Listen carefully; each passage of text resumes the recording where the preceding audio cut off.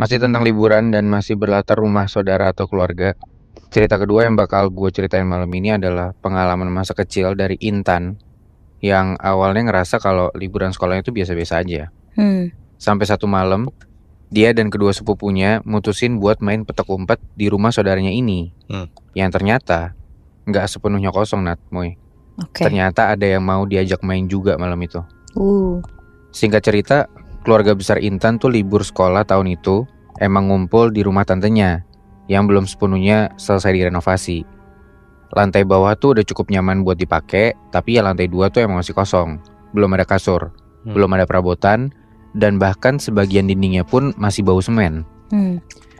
Dan karena sebagian besar keluarga udah pada pulang duluan, makanya di akhir-akhir liburan itu cuma sisa Intan, tantenya, Ayu, sama Sandi. Jadi 3 sepupu nih, Intan, Ayu, sama Sandi itu yang seumuran dan emang mereka selalu main bareng tiap libur sekolah. Oke. Ada satu hari, momennya tuh udah sore menuju maghrib, mereka ini bosen banget di rumah. Tapi ya mau keluar juga gak bisa karena beneran lagi hujan deras. Tiba-tiba Ayu nih, yang masih SD itu, nyeletuk buat ngajak main petak umpet. Nah si Sandi ini ngelanjutin bilang, main di atas aja kalau gitu, biar tambah serem, kata Sandi gitu. Tanpa pikir panjang, Intan nerima ajakan barusan. Mereka langsung naik ke lantai atas, mulai pada main tanpa bawa alat penerangan apapun. Ronde pertama, Ayu jadi yang jaga. Permainan beneran berjalan seru banget, apalagi cahaya yang minim tuh bikin Intan sama Sandi tuh nyaru bayangannya. Makanya susah buat ditemuin. Nah barulah di ronde kedua nih, pas giliran Intan yang jaga, hal-hal aneh tuh mulai kejadian, Nat, Moy.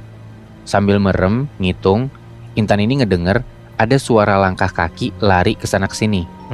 Tapi di antara suara-suara itu, ada satu langkah yang kedengeran beda banget.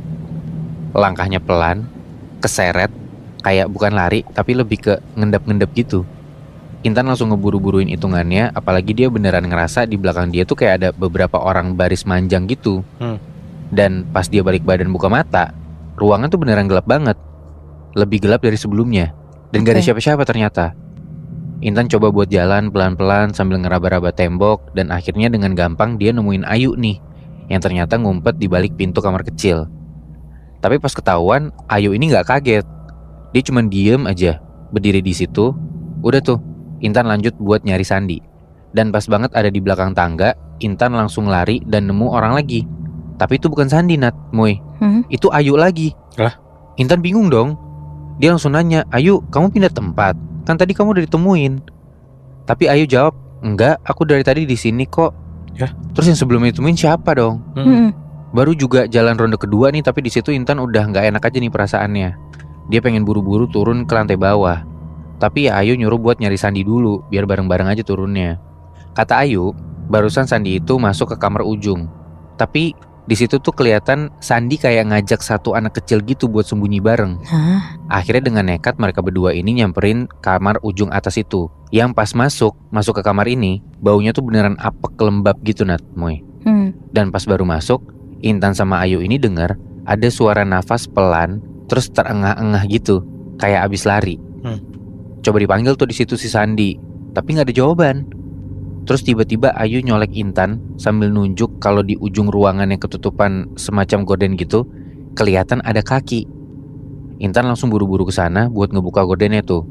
Excited banget karena nemu Sandi. Plus juga sekalian yang ngajak langsung jalan aja keluar dari ruangan itu.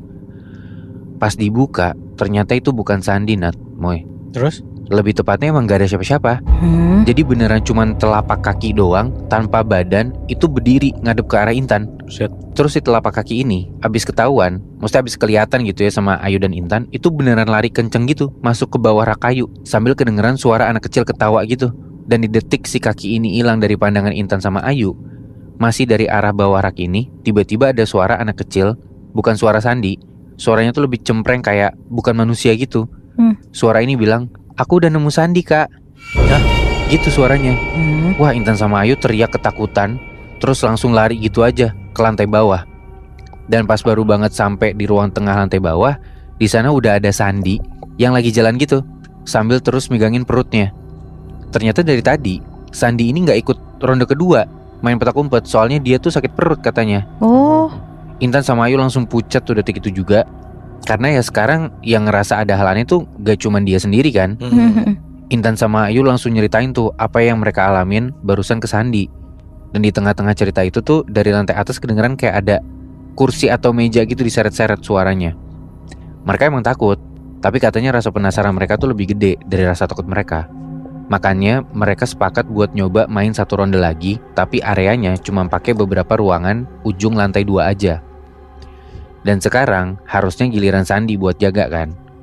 Udah tuh, Intan coba buat ngumpet di belakang tumpukan kardus kosong yang manjang gitu. Nggak selang beberapa lama, Ayu ternyata juga jalan ke arah situ buat ngumpet.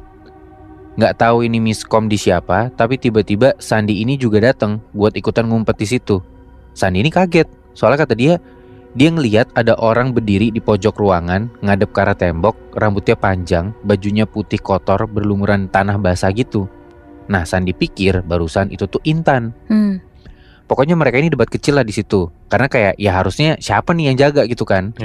Terus tiba-tiba di tengah mereka lagi debat kayak gitu, dari kejauhan, makin lama makin ngedeket kedengeran ada suara orang ngitung, Nat, Moy. Suaranya tuh cempreng, mirip kayak yang tadi suaranya. Dan hitungannya tuh cepet banget, gak cuman sampai angka 30, tapi lebih dari itu. Bahkan ngitungnya sampai ratusan, tapi cepet banget. Tapi anehnya, kali ini gak ada suara langkah kaki. Dari ujung kardus kelihatan abis itu ada 2 tangan yang kayak nyengkrem gitu. Udah pada merinding tuh mereka di situ. Terus lo tau gak? Kan tangannya ini posisinya tuh di ujung kiri tumpukan kardus. Masa tiba-tiba di ujung kanan tumpukan kardus yang secara jarak ada kali 2-3 meter, itu nongol gitu aja kepala anak kecil cewek, senyum, tapi matanya serba gelap. Anjir. Dan sambil bisik-bisik gitu ngomong, "Sekarang giliran aku jaga kan ya?" Gitu. Intan, Ayu, sama Sandi tuh langsung lari kenceng ketakutan. Dan mereka bertiga ini bisa ngelihat dengan jelas, Nat, Moy. Kalau tadi tuh emang beneran anak kecil cewek, tapi emang badannya tuh kepisah-pisah gitu, terbang sama gerak gitu masing-masing. Intinya setelah kejadian barusan, Intan langsung ceritalah ke tantenya yang ada di bawah. Tapi tantenya ini cuma bilang, "Iya, lantai 2 emang belum pernah dibersihin, udah lama kosong, jangan kesana dulu ya." Dan karena ucapan tantenya barusan ini, Intan, Ayu, sama Sandi beneran udah gak berani lagi buat naik ke sana. Mereka lebih milih buat istirahat tidur bareng di kamar bawah rame-rame. Intan pikir dengan gak pergi ke lantai atas lagi, semuanya tuh bakal aman-aman aja. Tapi di proses buat mereka usaha tidur ini, mereka tuh sama-sama ngedenger kalau dari lantai atas ada suara cempreng yang masih ngitung gak selesai-selesai sambil manggil-manggil bilang, udah belum ya?" Aduh, takut banget. Nah, puncaknya di sini, Nat, Moy.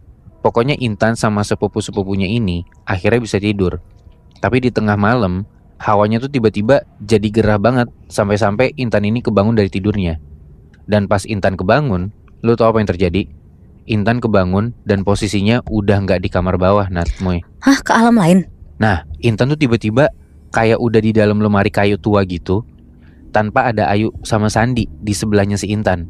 Anjir. Terus tiba-tiba brak. Lemari ini kayak dipukul-pukul dari arah luar gitu. Terus jelas banget kelihatan dari sela-sela pintu lemarinya ini, di tengah ruangan yang gelap di depannya Intan, udah kelihatan ada sosok bayangan kecil masuk. Rambutnya panjang banget, mukanya pucet, tapi gerakannya kayak ngerangkak gitu sambil kepalanya muter 180 derajat. Buat semacam kayak ngecek ruangan gitu. Sosok ini cuma bilang, "Kan mainnya belum selesai, jangan tidur dulu dong." Gitu. Intan cuma nutup mulutnya, nahan biar dia gak teriak. Terus dari jauh kedengeran ada suara tangisan Ayu. Abis itu si sosok ini beneran gerak cepet buat nyamperin sumber suara itu. Anjir. Intan takut kalau sepupunya tuh kenapa-napa. Dia pelan-pelan ngebuka pintu lemari buat lari nyamperin Ayu juga. Dan pas akhirnya Intan masuk ke ruangan ujung lantai atas ini, di tengah-tengah tuh beneran udah ada Ayu sama Sandi nangis ketakutan. Pas Intan samperin buat cari tahu mereka kenapa, tiba-tiba sekarang malah Intan ikutan nangis. Dan gimana gak nangis? Soalnya tiba-tiba persis di depan mereka bertiga ini udah berdiri sosok yang tadi, Nat, Moy. Gak natap Intan, Ayu, sama Sandi. Sosok ini cuma berdiri di tengah ruangan anteng, seolah-olah mastiin kalau mereka bertiga tuh bisa ngelihat kehadiran sosok ini. Terus pelan-pelan ngerangkak mundur, keluar pintu, terus hilang gitu aja, nyatu sama kegelapan ruangan. Besok paginya pokoknya Intan, Ayu, sama Sandi ini ditemuin sama tantenya udah tidur di ruangan ujung lantai atas itu, ruangan yang angker itu. Tantenya akhirnya langsung nganter balik satu persatu ponakannya ini. Dan pas nganter pun, Tantenya juga cerita ke orang tua masing-masing. Intinya tantenya cuma nitip buat besok jangan lagi main petak umpet di tempat kosong, apalagi menjelang maghrib. Udah, cuman ngomong gitu doang, Nat, Moy. Cir, nggak ada alasan dan ceritain kayak ini sosok cewek siapa, kenapa di atas angker gitu ya? Iya. Tapi dulu ya, waktu gue masih kecil, cerita kayak gitu tuh banyak banget. Jangan main petak umpet di dalam lemari, bahkan lebih spesifik dalam lemari. Nanti katanya bisa pindah ke dunia lain.